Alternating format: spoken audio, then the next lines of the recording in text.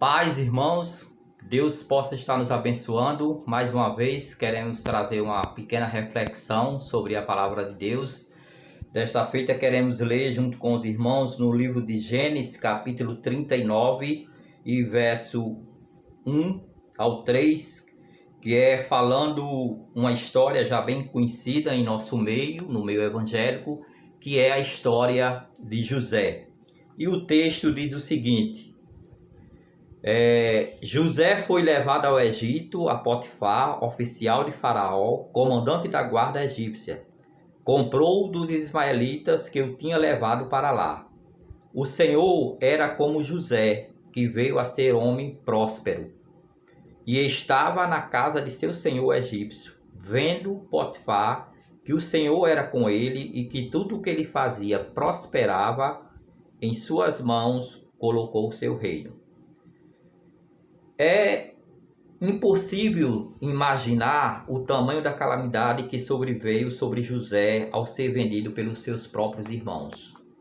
Se nós pararmos para meditar, é uma história de crueldade. É uma história onde parecia que não era uma família.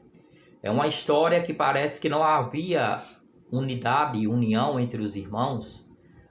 A inveja, o ciúme, a amargura no coração faziam com que os irmãos de José tivessem em seus corações inveja dele. Inveja essa a tal ponto de matá-lo, de querer matá-lo e chegando assim vendê-lo como escravo. O relato desse acontecimento ocupa apenas poucos versículos da Bíblia, mas são devastadores em suas consequências. A traição ficou escondida. É claro que o golpe revelou profundamente a vida do jovem hebreu. Nenhum lapso de poucas semanas ele perdeu tudo. Num lapso de poucas semanas ele perdeu tudo. Ele perdeu a liberdade, ele foi jogado no poço, ele perdeu sua dignidade ao ser trocado por moedas, ele passou a ser escravo, algemado, perdeu o seu futuro, a possibilidade de escolher o caminho a seguir. Chegando no Egito, deixou a sua cultura, o seu idioma, os seus costumes, aquilo que ele tinha aprendido com o seu pai. E hoje, trazendo para a nossa atualidade, dentro do nosso contexto, estamos com igrejas cheias de pessoas que estão deixando os princípios da Bíblia, que estão deixando os ensinamentos do Senhor, que estão deixando aquilo que o Senhor nos ensinou e nos ordenou para fazermos como servos, como filhos do Senhor, para estar dando ouvidos a o que a mídia está dizendo, o que a sociedade está dizendo, o que as pessoas estão dizendo, que muitas vezes são ensinamentos e conselhos que nos levam para distante de Deus.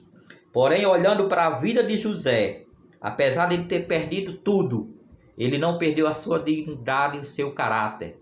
Continuou confiando no seu Deus, continuou esperando no seu Deus, continuou sabendo que Deus era com ele, que estava olhando para ele. Quando ele foi tentado pela mulher de Potifar, ele disse que não poderia pecar contra o seu Senhor, o seu patrão, e muito menos contra o seu Deus, o Deus de Israel.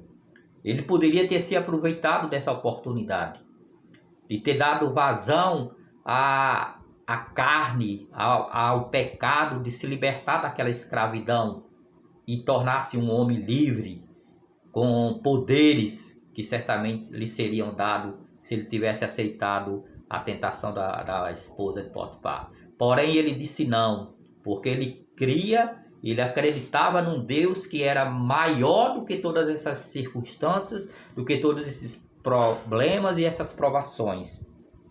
E a passagem, entretanto, nós vemos José sendo próspero, porque ele continuou a confiar no seu Deus.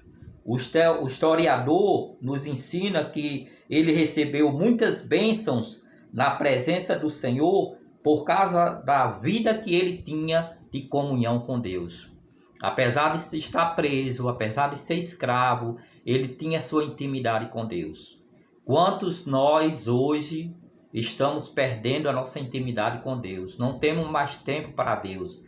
Nós temos tempo para a faculdade, temos tempo para o trabalho, temos tempo para assistir a Netflix, temos tempo para tudo e qualquer coisa na vida, menos para um tempo a sós com Deus, onde você pode abrir o seu coração na presença de Deus, chorar, se derramar, confessar o seu pecado. Então sabemos que o Senhor não abençoa aos que conservam em sua alma ódio, rancor, vingança. E isso não aconteceu com José. A Bíblia diz que José, apesar de ser traído pelos seus irmãos, vendido como escravo, ele não deixou ser dominado pelo pecado da ira, da vingança, do querer que agora eles pagassem com a mesma moeda. A Bíblia é clara que quando diz que José, sendo um homem íntegro, pratica justiça e revela ao seu coração a verdade acerca dos seus irmãos. Ele não difama os seus irmãos, mas ele lança-se aos pescoços dos seus irmãos e os beija e os abraça num sinal assim de perdão, de comunhão, que o que passou ficou para trás. Nós como igreja precisamos estar olhando para o futuro. Filipenses diz isso lá no capítulo 3, que nós